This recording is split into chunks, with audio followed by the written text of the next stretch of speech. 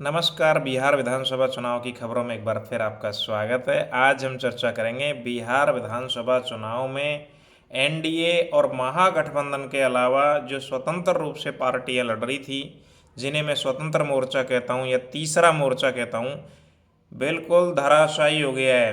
बिना गठबंधन के जितने भी राजनीतिक दलों ने हिस्सा लिया है वो बिल्कुल धराशायी हो गए हैं। एक एक कर चर्चा करेंगे। सबसे पहले चर्चा करेंगे द प्यूरल पार्टी। सभी प्रत्याशियों की लगभग जमानत जब्त हो गई है और पार्टी की मुखिया पुष्पम प्रिया चौधरी जमानत भी नहीं बचा पाई है। पिछली बार भी 1500 वोट आए थे और अब की बार भी 1500 वोट आए हैं। इससे ये स्पष्ट हो गया है कि चाहे आप कितने भी पढ़े लिखे हैं, चाहे आप महिला हैं, चाहे पुरुष हैं, चाहे आप कितने भी सुंदर दिखते हैं, चाहे आपके पास कितना भी विजन है, लेकिन बिना जनता के जुड़ाव के आप बदलाव नहीं कर सकते, ना कोई नई पार्टी खड़ी कर सकते हैं। पुष्पम प्रिया चौधरी को लगातार 2 विधानसभा चुनाव में जनता ने नकार दिया है। जीत नहीं पाई है, खुद भी नहीं जीत पाई है, महज 1500 वोट भी नहीं मिल पाए और उनका कोई प्रत्याशी भी नहीं जीत पाया है। दूसरी हम चर्चा कर रहे हैं जो पार्टियां स्वतंत्र रूप से लड़ रही थी, आम आदमी पार्टी कोई भी सीट नहीं जीत पाई है। बहुजन समाज पार्टी एक सीट पर विजय हासिल की है क्योंकि दोनों गठबंधनों से दूर थी, स्वतंत्र रूप से चुनाव लड़ा है। एक सीट पर विजय हासिल की है बहुजन समाजवादी पार्टी ने।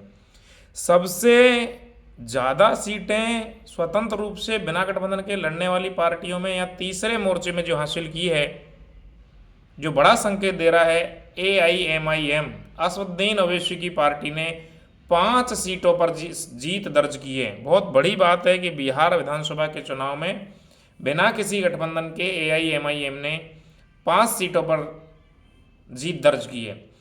पूरी 243 सीटों में सबसे बड़ी खबर यह है कि कोई भी निर्दलीय प्रत्याशी इस चुनाव में नहीं जीत पाया। ये बड़ा कंटेंट है। कोई भी निर्दलीय प्रत्याशी बिहार विधानसभा चुनाव में, हालांकि इतनी सारी पार्टियां हैं कि किसी को निर्दलीय खड़े होने की जरूरत नहीं है, कोई ना कोई पार्टी आपको टिकट दे देगी, क्योंकि बिहार विधानसभा चुनाव में अगर आप सारी पार्टियों को देखें तो दर्जन भर से ज़्यादा राजनीतिक पार्टियां हैं जिन्होंने चुनाव में हिस्सा लिया है। इसलिए कोई भी निर्दलीय प्रत्याशी इस विधानसभा चुनाव में जीत नहीं पाया है। और अब चर्चा करेंगे मुख्य रणनीतिकार जो पूरे देश में एक नया विषय लेके आए, चुनावी रणनीति का। PK प्रशांत किशोर धराशायी हो गए इस चुनाव में। जो सरकार बनाने का दावा कर रहे थे कि या तो 25 से कम सीटें आएंगी या फिर सीटें आएंगी 150 पार, 99% प्रत्याशी अपनी जमानत नहीं बचा पाए। इसका मतलब ये स्पष्ट है कि आप कितने पढ़े लिखे हैं, कितने बुद्धिजीवी हैं। जरूरी नहीं है कि आप बड़े पढ़े लिखे हैं या बुद्धिजीवी हैं तो आप विधानसभा में पहुंच जाएं। यानी आपको पहले जनता से जुड़ना पड़ेगा, काम करना पड़ेगा। हालांकि प्रशांत किशोर ने ये कहा है कि वो हार नहीं मानेंगे और वो दोबारा जनता के बीच में जाएंगे और दोबारा प्रयास करेंगे, अगले विधानसभा चुनाव की तैयारी करेंगे। क्योंकि प्रशांत किशोर ने कहा है कि वो मैदान छोड़ के नहीं भागेंगे, या तो वो जीत के जाएंगे या फिर मर मिट जाएंगे इसी ज़मीन में। बहुत बड़ी बात कही है प्रशांत किशोर ने। प्रशांत किशोर और पुष्पम प्रिया के बाद ये स्पष्ट हो गया है कि विदेश में पढ़ने लिखने कर अच्छा अध्ययन करने के बावजूद जरूरी नहीं है कि आपको राजनीति का बहुत अच्छा गणित आता हो। एक चीज़ और प्रशांत किशोर से स्पष्ट होती है कि किंग मेकर बनाना और किंग बनना दोनों में काफ़ी फर्क है। आप चाणक्य बन सकते हैं पर आप चंद्रगुप्त मौर्य नहीं। आप किंग मेकर बन सकते हैं, किसी को आप राजा बना सकते हैं, लेकिन अगर आप राजा खुद बनने की फिराक में रहेंगे तो शायद जनता आपको नकार देगी। या मैं राजा से अभिप्राय लोकतंत्र से ही ले रहा हूँ, यानी कि आप किंग मेकर, क्योंकि प्रशांत किशोर कई राजनीतिक दलों के रणनीतिकार रहे हैं और उनमें विजय भी दिलाई है। महाराष्ट्र, पश्चिम बंगाल, कई जगह वो काफ़ी लोकप्रिय रहे हैं। नरेंद्र मोदी जी का भी उन्होंने सहयोग किया है, नीतीश कुमार जी का भी सहयोग किया है और कई बड़े नेताओं के संपर्क में रहे, लेकिन खुद की नैया पानी में डूब गई है। यानी दूसरे की नैया पार लगाने वाले खुद की नाव नदी से पार नहीं करा पाए। हालांकि प्रशांत किशोर ने कहा है कि इतिहास अभिमन्यु को कभी नहीं भूलेगा।